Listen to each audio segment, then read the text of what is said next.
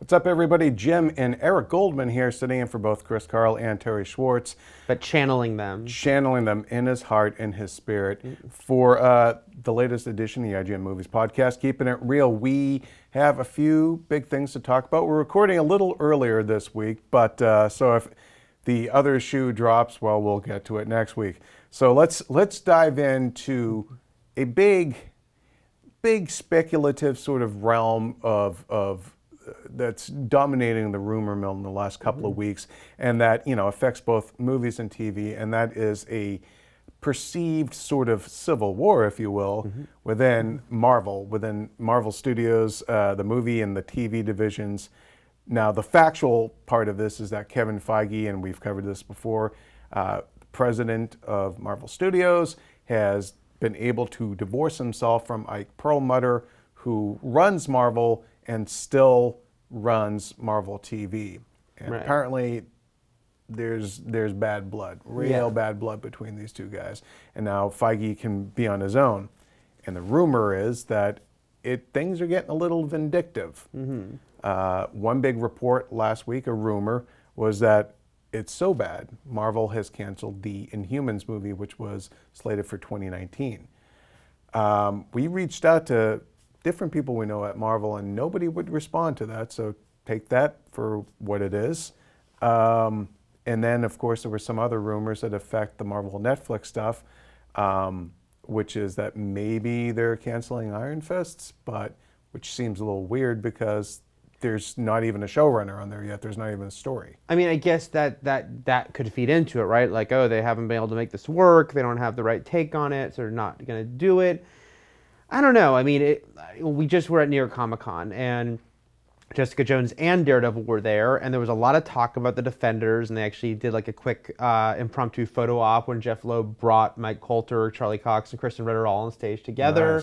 Nice. But all the talk of the Defenders included Iron Fist. I mean, I suppose there is the version of this story where it's like, oh, what if Iron Fist is basically just introduced in Defenders, right? What if he's Hawkeyed into this, which is certainly a possibility. I don't think they're gonna not do the character. I mean, it could be a thing where maybe this is an extreme and we haven't heard anything about this, but what if they decide to introduce him in Defenders and then when he gets his own series after? But there's so much groundwork being paid to Iron Fist.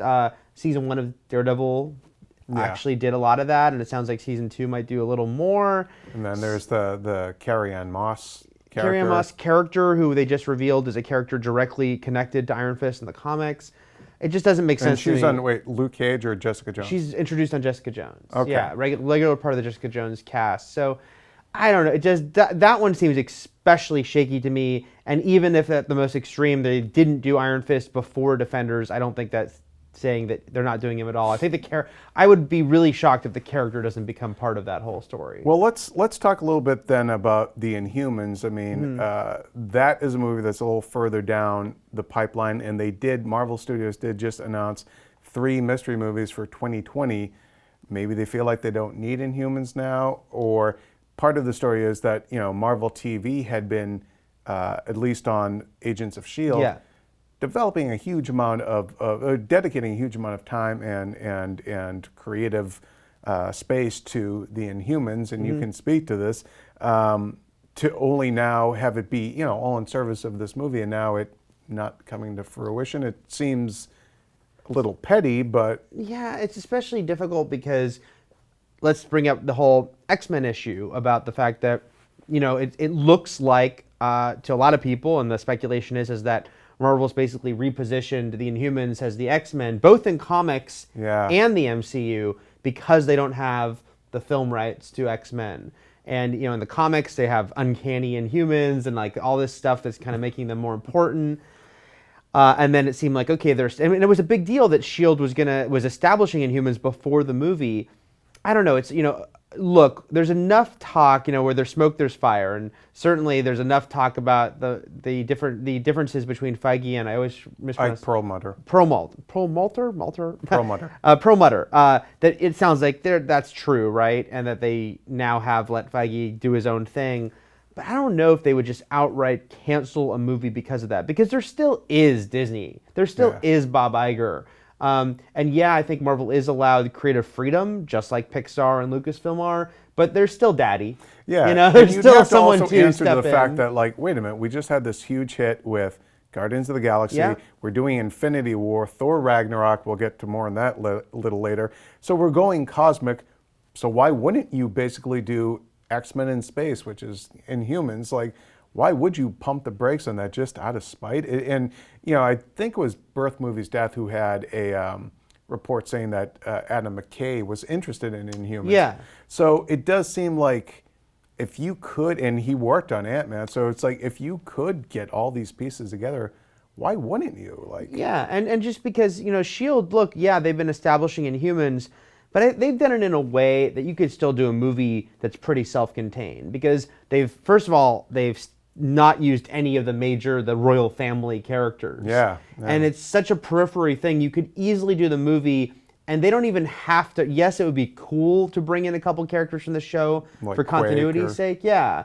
But you don't have to. It can just be like, look, the Inhumans got scattered, and there's groups of them out there. Yeah. A quick line like that explains the ones we've seen on S.H.I.E.L.D., right? Right. And that's all. So it just seems like I don't believe necessarily, and that's not to say that the Inhumans movie might not get delayed or taken off its original schedule, because like you said, they've got a lot on their plate. They just announced 3 more things. But even when there's, you know, issues with people, and it sounds like there are, I don't see them just being like, nope, we're not going to do that movie because I hate you. You know, it's like, Yeah. if Feige saw a cool way, especially because he doesn't have to, you know, answer to him anymore, if he sees a cool way to do Inhumans, I think it'll still happen. Or maybe Inhumans is just getting kicked down the road to like Phase 4 or something. I mean, for all we know, they're setting up more Avengers movies. They do have Spider-Man back. Yes. Maybe they're looking at the next 5 years while they have a young actor playing Spider-Man. Let's get as many Spider-Man things out of this as we can, and we'll get to Inhumans down the line. Yeah. And then, you know, and Terry and I believe talked about this last week. There's also rumors or speculation. Maybe they'll get Fantastic Four back, in which case you still need Inhumans. I mean, there's a reason to kind of pump the brakes on Inhumans. Or but do to you necessarily want to put the stake wait? through it. Because Fantastic Four and Inhumans are pretty connected. It's like, you know, Crystal and the Human Torch and all this stuff. It's like maybe they want to wait. You know, look, plans do change. And a year ago, when Marvel announced Inhumans as part of their lineup, they didn't have Spider-Man, and they didn't know Ant-Man would be successful enough to make a sequel. Yeah. Now those things have changed, and so yeah, Inhumans doesn't need to be a priority, you know? Yeah. And there's not the pressure, frankly, that there is that, hey, maybe it's time you finally have a minority lead. Maybe it's time you have a female lead. Inhumans doesn't have that. It's just like a movie they can make down the line. So I think they could backburner it, you know? Yeah, I memean, but it's not to say, though, that there couldn't still be these divisions playing out within the company. I agree with you that I don't see a scenario where it's going to get so spiteful that they would rather, you know, the whole cut your nose off to spite your face thing, or just, Leah, you know what? We're not going to make money now just because I don't like you. We're not going to do that. Like, I don't see any scenario where Robert Iger, the boss of Disney, is going to be like, yeah, sure, let's just piss that money away. Why not, you know? Right. Like, you know, look, shareholders love that. Disney likes their toys, and Inhumans gives them a whole lot more toys. Yeah, exactly. So if there's a take on it that people are excited about, it'll happen. I mean, can you say anything on the record that you might know about anything you've heard about Marvel TV or Marvel Studios and how they get along? My impression has always been that there's not much communication there. I honestly know as much as you. It does sound like it's not, you know, 100% synergy like we'd like it to be. But I do believe when they say also, I mean, you know, like for instance, like because Daredevil's been so well received, there's even more of a question of like, hey, what about Daredevil? Can he show up in Civil War? That's not happening. Can he show up in Infinity War? Any war? War of the Roses. And you know, Feige brings up, and it is a fair point. That's really tricky when you think about the schedule of a TV show versus a movie. Yeah. And the Daredevil season 2 is filming right now, and you know, is he going to have a different costume by the end of it? What will the TV show decide to do that to make that movie, you know, his role in a movie work, that they have to shoot a year before? I mean, you know, don't we feel like it's tricky. already getting a little complicated just within the movie universe? Yeah. Like the geeks, the fans, we get the cross-pollination, but one of the biggest complaints walking out of Age of Ultron was there was too much kind of universe building going on and too many masters to serve. And I feel like fans can't have it both ways. They can't slam Age of Ultron for doing that and then demand you shoehorn in characters from this other medium. Yeah, and I just think that people need to relax a little because, yeah, we've gotten something amazing here that we never dreamed possible with the Marvel Cinematic Universe. Yeah. But it can get overcomplicated, and it's super complicated behind the scenes, I'm sure. And, it needs to be okay. I mean, I know there were other complaints about Iron Man 3 that I don't agree with. But I remember some people complaining even that the post-credit scene was just a funny scene with Bruce and Tony, as if they don't, as if they're owed a bigger setup for the other movies, as if it's not okay to have a movie that's pretty much its own story. I'm like, it shouldn't be like that, guys. Well, I think, we're getting into a generational difference and sense of entitlement, but I don't want to go down that path. But no, I just think that people need to be like, look, it is amazing what they pulled off with this interconnected universe of multiple movies and TV shows, but sometimes it's okay to have it just be on the periphery. When you're watching Jessica Jones, I watched the first episode of New York Comic Con. There's almost nothing that would tell you this is set in the same world as Avengers. Yeah. There's like a minor little references to the fact that just people with powers now exist. Yeah. But that's okay. It doesn't. Yeah. It would get gratuitous if they were constantly referencing. It was one of the biggest issues S.H.I.E.L.D. had in its first few episodes was that they had to specifically mention the Battle of New York so many times it became like comical and annoying. Yeah. Yeah. Well, I don't want it to get to the point where you're watching the Netflix shows where it's like, hey, Steve Rogers was just here. Right. You just missed him. No, it's great that But they're Thor's going to be by around 4 o'clock. Yeah. Make I have sure an you're appointment around. with them later after we stop filming. It's great that it's all connected, but it doesn't need to be blatant all the time, and it makes it less special if it were, Well, let's. We want to hear your thoughts. What do you think about this perceived schism within Marvel? Do you believe it? Would you be bummed if Inhumans got canceled or postponed? Let us know in the comments. Let's move on to something else, Marvel and cosmic, and which has a lot of moving parts to it. Thor Ragnarok. A lot of rumors bubbling to the surface now as we get closer to it actually going to production. Yeah. Taika Waititi, I think I got his name right, is directing or is pretty close to directing Marvel Thor still hasn't Ragnarok. announced it, Yeah, and then, but people are saying that the script is very dark, and I think it was Birth Movies Death claimed that it's so dark that's why they hired this guy who's known for like Flight of the Conchords and What We Do in the Shadows to kind of come in and lighten things up. They also claim that they know that it could be more of a cosmic road trip movie with Thor and the Hulk going on a journey. I want Life is a Highway to be playing as in the trailer. Well, I just think of like Brian and Stewie on the, the road to Rhode Island or whatever that. The other thing we're hearing is that this film will be the Winter Soldier of Phase 3, which is the game changer, the real big shift of things, like really upsets the dynamic and will lead into Infinity War in sort of the most direct way in between Avengers movies.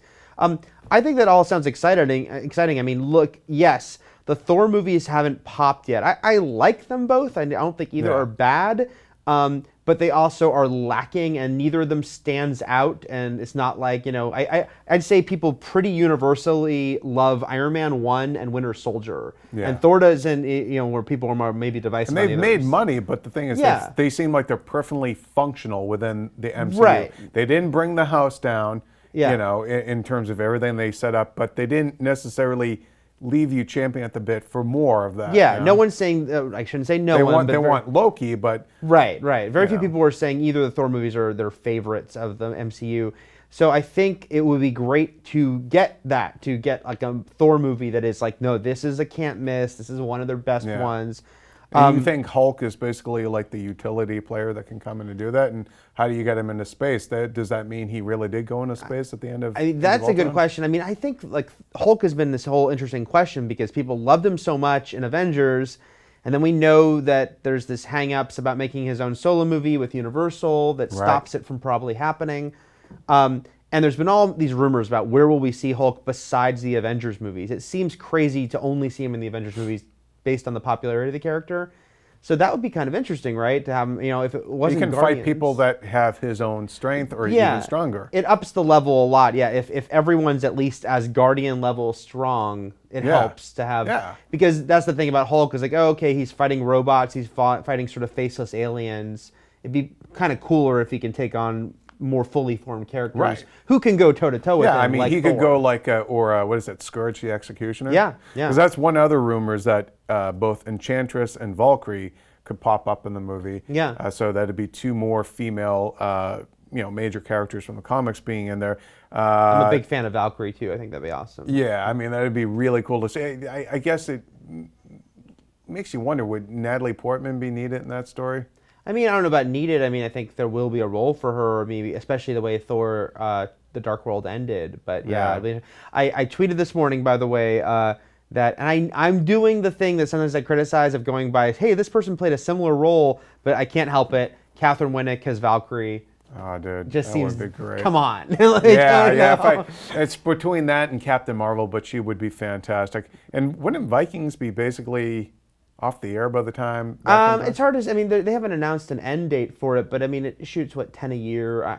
If they're going to work out Jamie Alexander's schedule on a show that's 22 episodes a year, they'll work it out. I mean, again, this is all me just speculating, fan speculation, but and Hogan wasn't even in much of the last one, so I guess you can just have him kind of be like, hey, I'm going to go off and do that thing, but good luck. Right. I got a thing. Do you think they'll destroy Asgard? Do you think how Ragnarok will Ragnarok get? I think. Will Thor die?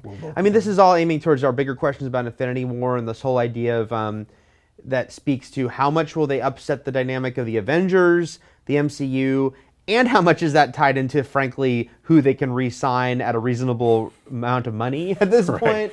I think Ragnarok will, if these rumors are true, especially about like really upsetting the dynamic of the MCU. Yeah, I mean, I think maybe Asgard will be destroyed or something will happen that's just a huge cosmic schism, something breaks. I mean, think about it.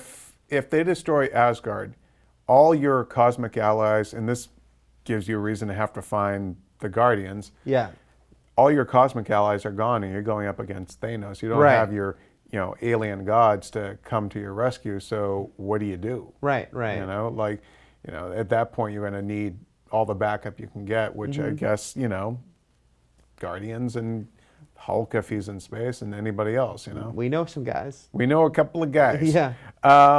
Let's move on to some other Marvel rumors. One that just kind of came out a few minutes ago, that Ryan Coogler, director of Fruitvale Station, the upcoming Rocky spinoff Creed, is in the running for Black Panther. Was that Heroic Hollywood was reporting it, right?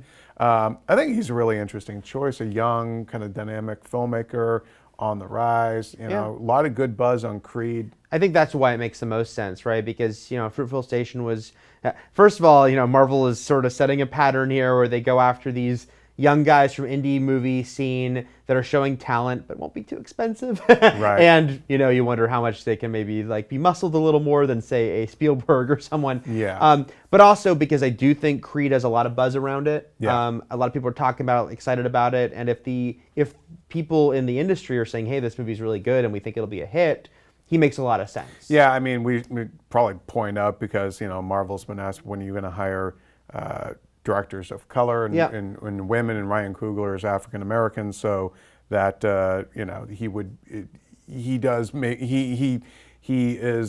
seems like the right guy for the job at this point in time. So it'll be interesting to see if they can sign him again. Like Creed, speaking of game changers, that could be a game changer in his career if it's a big commercial hit. He had a big critical and success with Fruitvale Station, and Creed could give him that sort of money in the bank, game changing thing. So maybe his agents are trying to see what can we do here. And since he's 2 for 2 back-to-back movies working with Michael B. Jordan, let's see if he brings Michael B. Jordan into the MCU. Because I know they keep saying that they're going to try to use the same Fantastic Four cast again, but... Nope. Yeah. It'd be him and Evans. We'd have 2 torches in the MCU. Hey, there you go. And what if they run into each other like... They have a little... Hey, you got a light? And they do like a little cigarette thing. Hey, you look like you're running hot, man. You're some sort of human torch or something. Right. So yeah, that's what's going on in the wacky world of Marvel right now. seems to every 6 hours there's something else to talk about. got a so lot. it's not the last you've heard from us on this. No. Let's move on to something else that clearly there's nothing left to say, and that's Star Wars. Yes. Now, Kathleen Kennedy was talking to Fortune magazine. I believe it was some sort of conference and stuff like that. And Kathleen Kennedy, head of Lucasfilm, and she said that one day soon there will be a female director of a Star Wars movie, whether it's the Skywalker saga or a spinoff. But she also said something that, frankly, got Colin Trevorrow into a lot of trouble. But she said kind of the same thing, which is that she doesn't get a lot of calls from female filmmakers wanting to go out for Star Wars. And I just think it's worth noting that he got raked over the coals for largely saying something like that.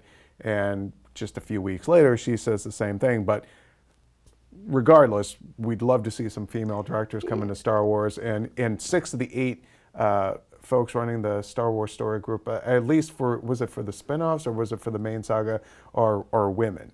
Yeah. There's a lot of the women, a lot of the people running Lucasfilm now are women. And look, I know that whenever this topic comes up, it can get super touchy, and there's reactionary. Needlessly so. Yeah, there's people who get really reactionary and are saying like, hey, it shouldn't be about anything. It should just be the best person. I agree. It's one of those things where then it becomes like, but is the best person always a white guy? Is it like only white guys are the best people? Because and again, and Star Wars is Lucas directed 4 of the 6 movies, and we only had 6 movies over decades. We're now going to be having annual Star Wars movies. So at a certain point, it shouldn't only be the vision of a white guy behind the scenes. Yeah, let's see. I think that's just natural. But Kathleen Kennedy not only is running Lucasfilm, but like you said, a bunch of the people involved in the story group are female. And so I would think it would be inevitable, too, to what she was saying about having not been approached. I mean, who knows? At this point, it might not have just been something that even occurred to people. But I think, again, just like Marvel, just as they escalate, right now they're doing 1 movie a year. It might become multiple movies a year. Yeah, you would think. Well, yeah. I mean, Marvel's doing 3 movies a year. We could get to the point where Star Wars.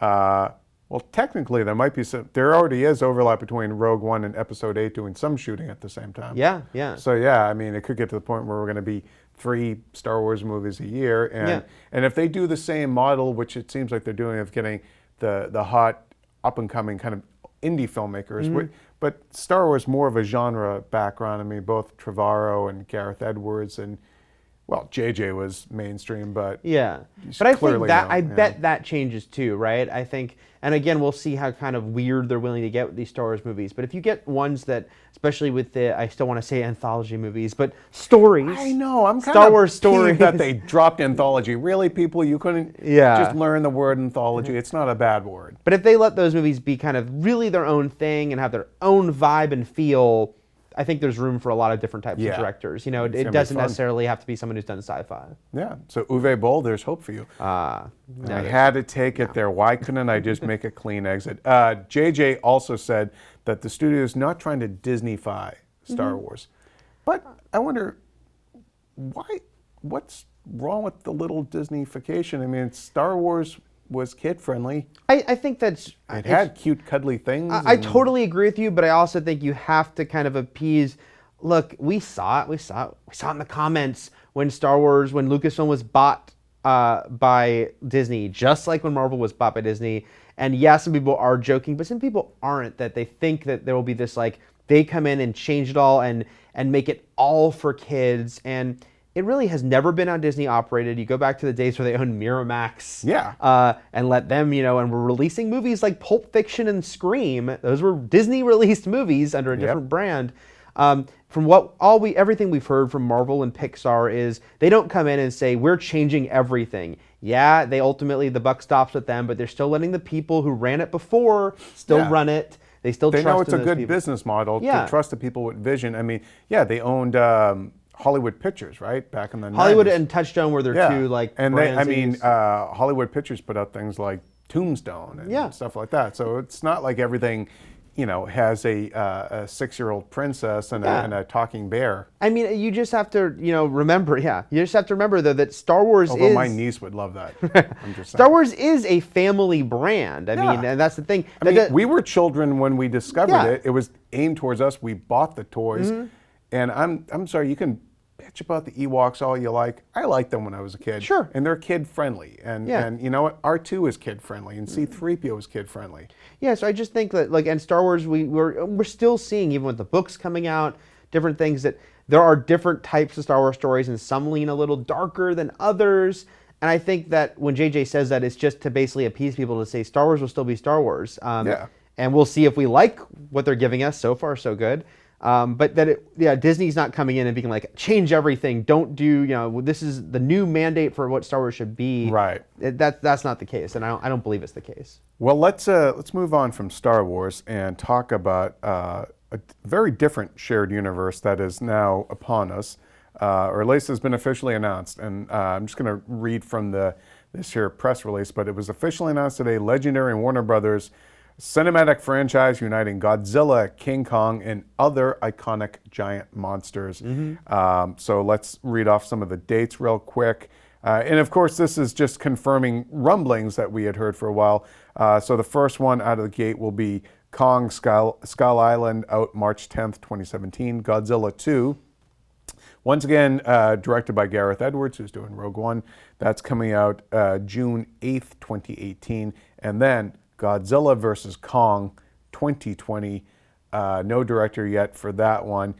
But what's interesting in their press release is that, I'll just read it out here. Shortly following Legendary's pact with NBC Universal, Legendary acquired rights to additional classic characters from Toho's Godzilla universe, including Rodan, Mothra, and King Ghidorah. Am I saying that? Ghidorah? I can don't spell know. it. I can't say it. I'm A sorry. lot of people do, but I don't. Sorry. This paved the way for developing a franchise centered around Monarch, which was the company that Ken Watanabe worked for in Godzilla, Yeah. and which is now going to be part of King Kong, which has gone over to They Warner will Brothers. be the shield of this Yeah, universe. and anchored by Godzilla, King Kong, and other famous creatures. Yeah, and like you said, this is confirming what we already, we'd heard when when Warner Brothers acquired Skull Island from Universal. They said the main reason that was even happening was to get this Kong versus Godzilla movie ready. You know? I mean, it's an amazing time to see these things that would have been at one point just B movies back in the 50s and 60s are now going to become tentpole releases, major, like $200 and something million movies. They used to just be guys in suits fighting on it was a B-reel thing. You know? And look, again, it's all a gamble. I think that Godzilla movie, was fairly split people. I was someone who did not really like it. I know it was a success. I don't know if it was people are just begging for more success. But now they're going to try with Kong. That's going to be their next movie, and I'm sure. I think we both can assume that there's going to be a lot of setup in that movie, both with having Monarch. I bet there's a post-credit scene or something that's going to much more directly start tying these two together. Okay, I'm going to throw this out here. Yeah. Not that he's given any indication he would, but let's say Pacific Rim 2 gets canned. Yeah. What are the chances of 2020 Guillermo del Toro doing Kong versus Godzilla? Look, I mean, his name has to come up, right? When you're talking about who would do something like that. And he's got a relationship with Legendary. He's got Crimson Peak opening this weekend. I guess a lot depends on how that does, but they do seem to love the guy. Yeah, I mean, I just feel like that is someone whose name would naturally come up, but I do think a lot will depend on if he's doing a Pacific Rim sequel or not. Yeah. Because A, that would take away his time, and B, he said he's not really interested in having Pacific Rim become part of that universe. Right. So yeah. He told IGN that. Yeah, there you go. So we'll see. But yeah, it's gonna be funny to see this. And then, by the way, I can't remember who just pointed out on Twitter that Godzilla 2's opening date now that they just announced is like 2 weeks before the Jurassic World sequel. So that's going to be busy June of big monsters. That's also, though, is that a flip in the bird to Universal, who they got... Maybe, but it's a dangerous flip of the bird because I mean, you see how much Jurassic World made? I mean, compared to how much Godzilla made? You might want to have your bird flock a little that way. Yeah, yeah. What do you think? Will they push the date on that then?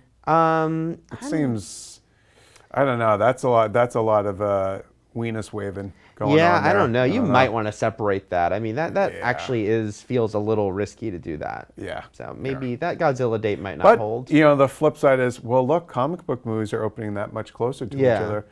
But I just feel like, well, because I can tell Batman from Iron Man, Godzilla and a giant T-Rex Or whatever Rex they have next. Yeah, it's like The posters are still going to be a big dino-looking guy. Yeah, it's not quite, Yeah. But we'll see what happens. I'm going to write off a few news items on the note of the dino stuff. Mattel reportedly making a Dino Riders movie. Did you ever watch that cartoon, or you Barely. just cognizant It's like of it? I'm cognizant of it, Yeah, but same here. it was not one of my musts as a kid. I think that may have been just I don't want to say after my time, but it was probably like maybe considered a little too kiddish for me by that Yeah, point. It was- I remember it existed, but yeah, it was not one that I was Yeah. all on board with. But I'd be curious. I mean, it could either be a huge flop or money in the bank. Like, people riding dinosaurs. We saw with that Transformers poster of Optimus on Grimlock. The, yeah, yeah. Grimlock, And you so. look, everyone's looking for franchises, and you're going to start seeing, I think, a lot of toy lines and a lot of stuff like that mined for this. Battle Angel Alita, James Cameron announcing that Robert Rodriguez is in negotiations to direct it with him producing. Of course, the famous manga. This movie's been kicking around for a decade or more. Right, because Cameron, and I think it just speaks to how slow-moving Cameron is, because he was going to do it for a long time. Yeah. Pre-Avatar. He moves at scuba speed, dude. Yeah, and he loves the water. Yeah. Because pre-Avatar, I remember hearing a lot about that. I know that was going to be like his. his next thing, and then Yeah. this thing called Avatar came up, and I think And which, I'd like to try this. yeah, now he's making 3 sequels. Yeah. And we kind of thought that would be, honestly, the rest of his career and life sounded like Avatar.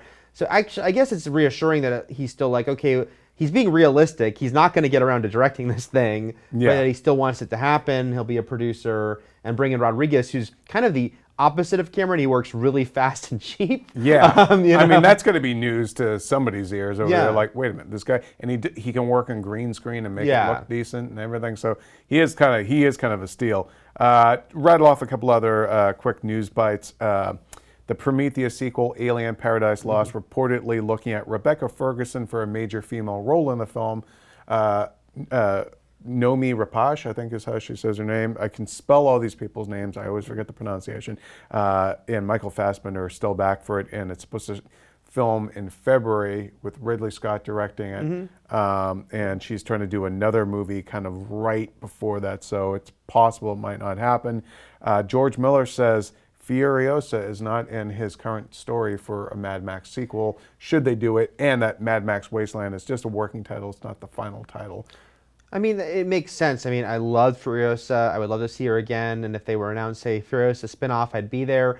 At the same time, you look at the history of the Mad Max movies, it's just always Max moving on to a new group. So it would be very odd for that series, actually, to be like the continuing adventures of Max and Furiosa. Yeah, and also, I mean, there were a lot of reports, and we can't, Yeah. speak to it too much, but that Charlize Theron and Tom Hardy did not get along, like really, really didn't get along. And I'm sure there'd be a fascinating, sort of tell-all about the making of Fury Road, a movie that I loved. Yeah. But look how freaking long it took to make. It's like 3 years of post-production, multiple reshoots. I'm sure on a certain level that movie must have been hell to make, no matter what the personality conflicts were. You just look at the movie, you look how long it took to make, you look how long it sat, I don't want to say sat on the shelf because they were working on it. Yeah, I can see, that must have been a really difficult movie, and one day I look forward to reading a giant book about it. Expendables 4 reportedly going to happen, maybe shooting next year, thanks to China, a deal over in Thanks, China. Thanks, China. You're helping all our non-dreams come true with the movies. So funny, these franchises. I don't hate the Expendables franchise. I mostly just wish it should be so great. And the movies are so disposable. And you're just like, come on, you got all finally get all these guys. All these guys, make something better. I think it really stuck out because those movies were coming out right when the Fast and the Furious series was really kicking into gear with the 5th one. With the new generation of action stars. Stars. And it was, but still like a team-up movie because it was a team-up movie of everyone from the Fast and Furious movies plus The Rock. I'm talking about Fast 5 specifically. And it just felt like that's what the Expendables should have been. Just Right, super fun, just grabbing in. And there's always moments that are okay in the Expendables movies, but yeah, it's not. I think Stallone needs to stop writing them, which is weird because he wrote the first Rocky, and and that was awesome. Let's talk about something else that Hollywood keeps pushing, and there are reasons for it, but it's beginning to blow up in their face. And I'm talking about these sort of public domain characters that are being constantly revisited by different studios. Yeah. We just had, and revisiting them in the form of an origin story. Now, we just had Pan bomb big time. Huge bomb. Only opened to like 15 million. It cost something like 150 million to make, just to make. We're not even talking about like another 100 million to market. So Warner Brothers reportedly looking at between 130 and 150 million dollar write down on this thing. Poor Joe Wright's going to end up in movie jail for a while unless he gets a Marvel gig, in which case he's out. But and that's an origin movie, you know. Everyone's like, how was Hugh Jackman as Captain Hook? I'm like, he wasn't Captain Hook. He's Blackbeard. They're like, what? So I have to explain that Garrett Hedlund is Captain, yada yada. So. Now, you know, they're doing a Kingsman sequel. It's going to start filming in April. They're bringing back Taron Egerton from the first movie. Now, here's why this comes into play. They're pushing the start of the movie where he's going to play Robin Hood, Robin Hood Origins. Which that title sounds like a joke. Like it sounds like a mock title because Origins Sounds like a movie within a movie. I just think the origins in a title is a word you shouldn't deal with anymore. It didn't even work for the X-Men. Okay? Didn't work for the X-Men.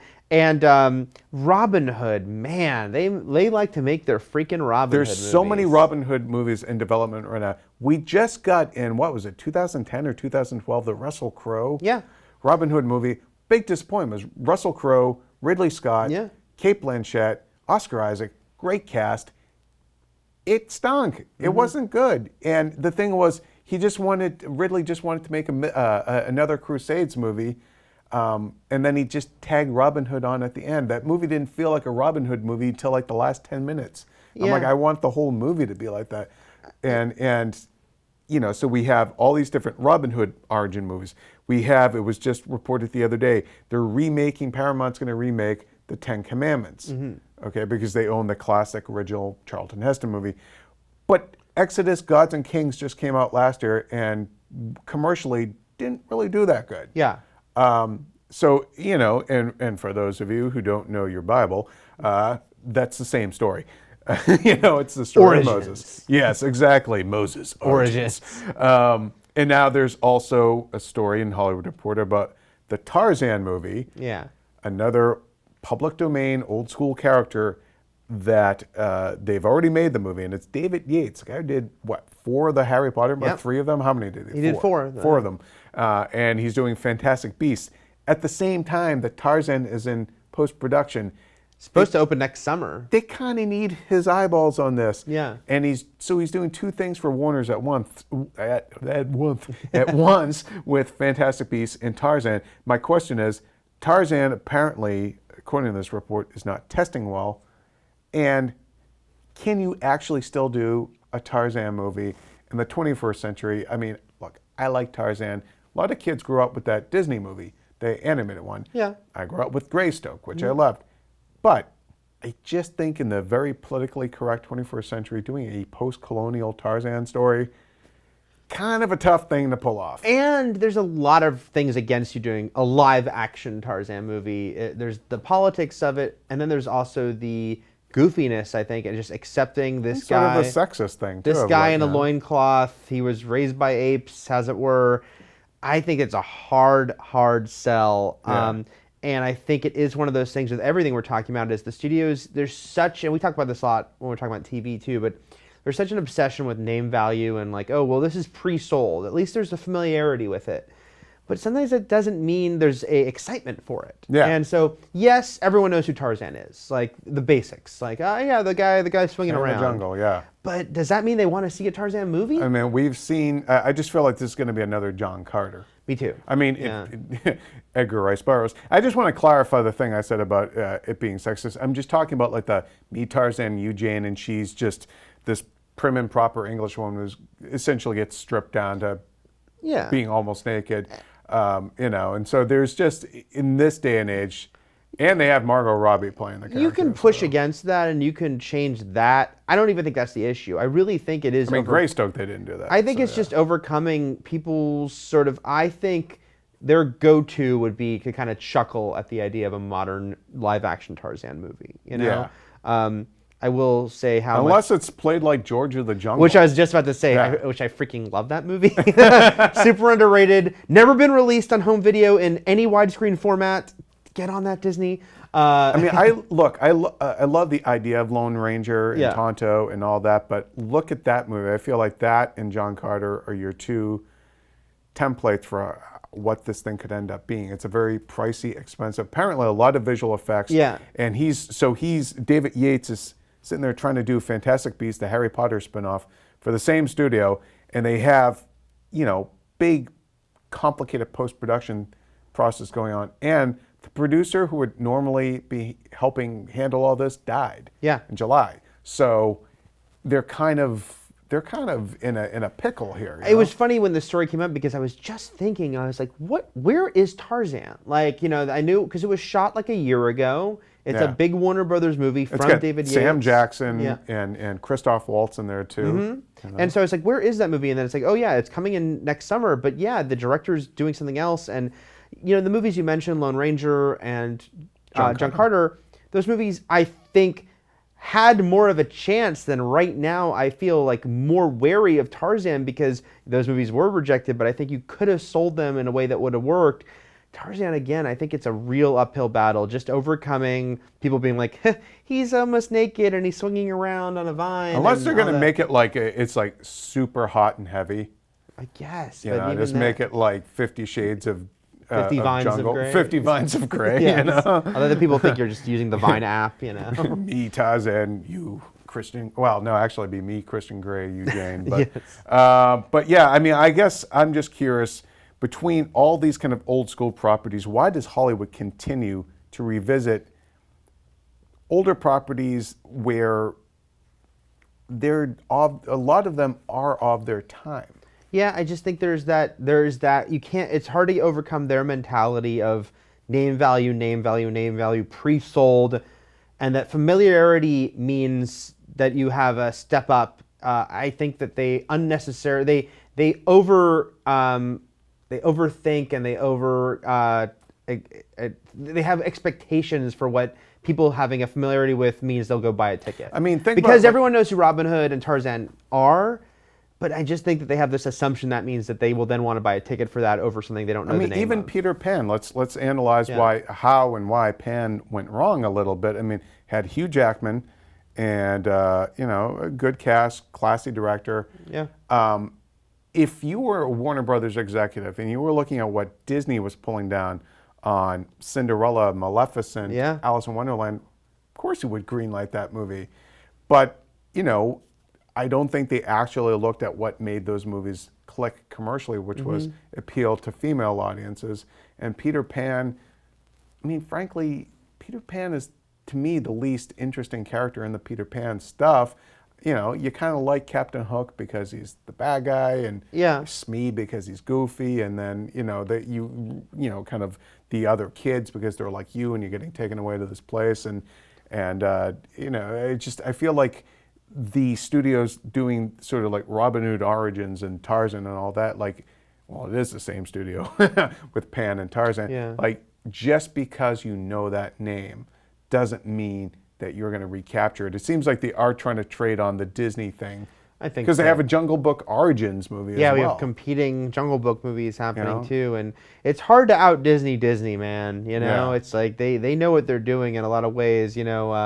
I mean, I think the Alice in Wonderland movie is abysmal, and yet look what a success it was as far as just knowing the reach of them. Yep. I don't know. Yeah, and Pan. Yeah, there's been a million versions of Pan. People knew this was not the Disney version, and I Yeah. just don't think there was interest. Although I feel like a lot of people didn't know it wasn't like I saw a lot of comments of people like, why is Disney remaking this? Boy, they're really screwing up. Right. And it's like, no, they didn't do it. They wanted you to think it was the Disney thing. I do want to throw in though. I love. Was it 2003? Whatever the version of Peter Pan. Oh, P.J. Hogan's. The Jason Isaacs plays Hook Captain in. Hook, yeah. Love that movie. If you haven't seen it, check it out. All right, I got to sound like a real wet blanket here. I hated Hook. I hated it when it came out. The Spielberg. Yeah. Yeah, I'm not a fan either. Yeah, and I watched it again after Robin Williams passed. That I'm sorry. even brings out the sentimentality. knives and the hooks if you were a little kid when that movie opened. I know that there's was just- serious nostalgia for that movie. No, But I don't. I'm not a fan of that film either. So- But the Peter Pan movie with Jason Isaacs, check it out. Well, it'll be curious to see which one of these kind of old school properties actually can find its footing, because if they do and they make money, then they'll keep doing it. Yeah. But we'll see what happens. Let's move on to what's opening up this weekend. We have Crimson Peak, Guillermo del Toro's gothic romance / horror movie. Goosebumps, family-friendly horror, adventure kind of thing. Bridge of Spies, Cold War espionage, bringing back Spielberg and Hanks. And then The Terminal prequel. the Terminal prequel. Yes, this is how he ended up in that airport, people. And then a movie called Woodlawn, which is a faith-based sports movie. And then limited release and also on Netflix, Beasts of No Nation, Idris Elba, and then Truth, which is all the kids are going to go see. It's Robert Redford as Dan Rather. Yes. So, yes. So let's talk about Crimson Peak and Guillermo a little bit. We both saw the movie last night. You loved it. I did love it. I wasn't too nuts about it. And I knew watching it, like in the moment of watching it and loving it, I knew this movie's gonna split people. Like Yeah. it's super heightened. It's I think flat out, and I even talked to people afterwards about it who were just like, who are gonna find it stupid, or like even Jessica Chastain. That was interesting. I loved her in the movie. I thought she was great. And then I talked to someone who's like, oh man, the audience I saw it with was laughing at how terrible she was. Yeah. She is very big in this movie. She is heightened. And yet quiet, too, in the same way. It's very, like, I don't know. It's almost like she's playing, it's tough to describe how she... It's a mannered movie, I think, by design, but I completely get that there will be people who are put off by the feel of It's it. a performance you would have loved in the 40s. Yeah, no, it's very, everything's very classical, old school. I keep using this word, but heightened, because that I think is what it is. I'm someone who, I love Del Toro, but I've had a lot of issues with his English language films. Pacific Rim did not do it for me. A lot of his English language stuff has left me cold in a way that, like, Pan's Labyrinth is so fantastic. Yeah. This is actually my favorite of his English language movies. Maybe it was because I was just so into the vibe, the feel. I think it's needless to say at this point that it looks great. I think you kind of know that with his movies. I did, but again, watching it, I thought, wow, this is really going to split people. But I think the people who love it are really going to love it. I think it will fuel Hot Topic stores for years to come. See, I'm not curious. I'm not convinced that the movie's actually going to do well. No, I mean, and neither am I. I don't necessarily, because I think the word of mouth will be so split. I think a lot of people are going to be like, that was dumb. Just because they might find that it's not scary enough, because it's more, like, for me, I didn't need any of the ghost stuff. And we won't get into a spoiler kind of thing yet. We can do that next week after you guys see it. But, like, a lot of that didn't really grab me, because I'm so used to him doing practical kind of effects that getting these CG ghosts that I didn't feel like really necessarily added much to the story, because it is pretty much, it's like the old Hitchcock movie Rebecca, but with the sensibilities of, like, Roger Corman's Edgar Allan Poe movies, and some Mario Bava thrown in there too. But, like, it ultimately, to me, it didn't really work as either one of those. It was trying to be one and kind of had the other, but for me, it just never quite came together as something that was both romantic or scary or just particularly compelling. But I enjoy the look of it and the design of it, and to me, it's a curiosity. So on that level alone, I hope people seek it out. But we were at the same screening last night. Yeah. One person clapped at the end of it. And the person I saw it with, she hated it. hated it. Like, and when I even sounded like I was saying something that was complimentary about the movie, she's like, "Wait a minute, you like that?" I'm like, "Why?" And literally, it was funny for us. We were, my wife and I were walking through the lobby afterwards, and there was like 3 guys standing together, and one of them goes, "Hey, what'd you think?" And the guy goes, "I hated it," and the other goes, "What? I loved it." So it was like, And then they killed each other. yeah, It was and so it was very incredible. funny to see, but I could feel it watching the movie. I'm like, oh, I'm loving this, but everyone won't. To even just feel that there's like going to be a real split on this film. Yeah. Well, we're going to be curious to hear from you folks who do see the movie this weekend, what you thought of it. Was it what you had expected it would be? You know, did it leave you cold? We want to hear about all that. Right now, it looks like the real horse race, though, at the box office between Goosebumps and The Martian. I think The Martian's going to hang in there. I think Goosebumps get a real shot, though. it does, and it's always so tough to predict kid-aimed movies. They're notoriously, the tracking is off on them often because it's hard to pull kids and not be creepy, I guess. But no, but What do you like to watch, little boy? Right, what do you want to go see? But no, often these kids movies are the ones that like the tracking will have lower and then it like explodes because you just really don't know what the kids are gonna have. I mean, I do feel like Goosebumps could end up overperforming simply because people love The Martian, but it's been what, 2 or 3 weeks now. This will be its third week, And Goosebumps benefits from being something that, while is aimed at kids, there's, it's been around for a couple decades. Nostalgia, there's nostalgia for it from people who grew up with it who aren't kids. They want kids now, but of course, our own Terry Schwartz, fan of it. And so I think that's what could push that movie over, and that's why I think it will be number 1. And I'm curious to see, like, I finally saw Bridge of Spies, and I really liked it, a little more than even our reviewer did. But I'm curious to see how that does. Could that be one where the people who do show up to go see it, it's simply they were flying under the radar of tracking as well? Or is it going to just be, nobody's talking about how much that movie cost to make. I'm curious about it. Everyone's talking about how much Crimson Peak cost and yada yada and Pan, but it didn't look terribly cheap to me. It is Spielberg and Hanks, and Mark Rylance, who plays a spy in that movie, is fantastic in it. So curious to see it. If you're into something that's bit more adult and that isn't necessarily genre, go check out Bridge of Spies, true story, Cold War espionage. Well, that'll about do it for this week's podcast. I think we covered all the major things we wanted to talk about: MCU, Star Wars, yada yada. No big DC news, but that'll happen right after we finish filming. Exactly. Yeah. As soon as I turn my phone off of airplane mode, everything will be on there. Yes. So, as always, for all things movies, keep it here on IGN. We'll catch you next time.